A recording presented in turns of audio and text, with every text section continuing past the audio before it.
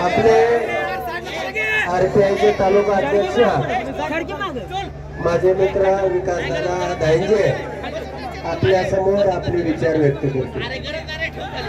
आज 50 वर्षाचं जे आपल्या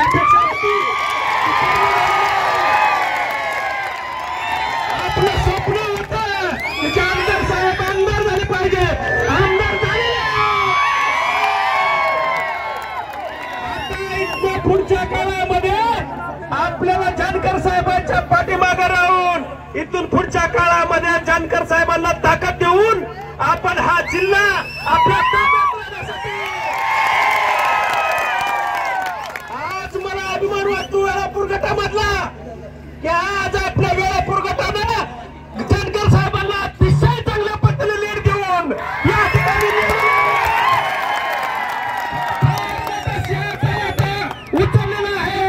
येणाऱ्या भविष्य काळामध्ये वेळापूर गटाला झोक्ता माप दिलं जाईल जानकर साहेबांच्या माध्यमातून। गेल्या 15 वर्षापासून आपण जानकर साहेबांच्या माध्यमातून जानकर साहेबांच्या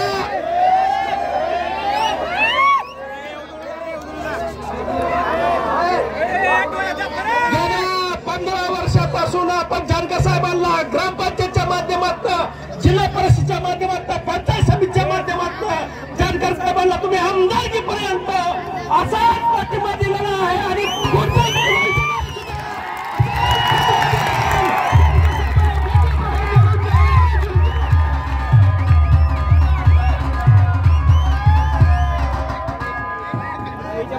वेळापूर आणि वेळापूर गावातील पंचक्रोशीतील सर्वच मतदार बंधूंना आणि सर्व जनतेना मी या ठिकाणी 1-2 शब्दामध्ये आपले या ठिकाणी विचार सांगतोय।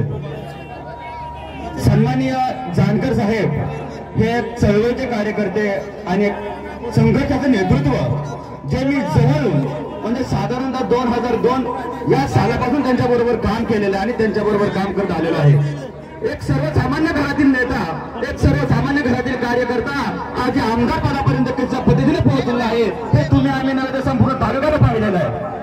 मित्र हो, आपण पाहिलं यावेळेस देखील वरच्या भागातून देखील आपल्याला काही वेळ अजूनही पहिल्यासारखा धडाफटका झालेला होता आणि आपल्या ह्या वेळापूर पंचक्रोशीतील आणि या वेळापूर भागातील पश्चिम भाग दक्षिण भागातील सर्व जनतेला आणि या ठिकाणी आपण आपल्या महाराष्ट्राच्या विधानसभेमध्ये त्यांना पाठवलेलं आहे। सन्मान्य जानकर साहेबांना माझी या ठिकाणी थोडीशी विनंती आहे, आपण या ठिकाणी आमदार झाला आहात, सर्वसामान्य जनता तुमच्या पाठीशी उभा राहिलेली होती आणि पाठीशी अजूनही आहे, यापुढेही राहील। या जनतेच्या वतीने मी तुम्हाला आश्वासन देतो आणि आपल्या जनतेची जी असतील नसतील ती कामं जरी एका विरोधाचा जरी काम असलं तरी त्यात तुम्ही तितक्याच तळमळीनं काम करावं आणि आपल्या जनतेच्या पाठीशी खंबीरपणे उभं राहावं आणि आपल्या तालुक्याचा विकास राज्याच्या मध्ये 1 नंबर पॅटर्न झाला पाहिजे हे तुम्ही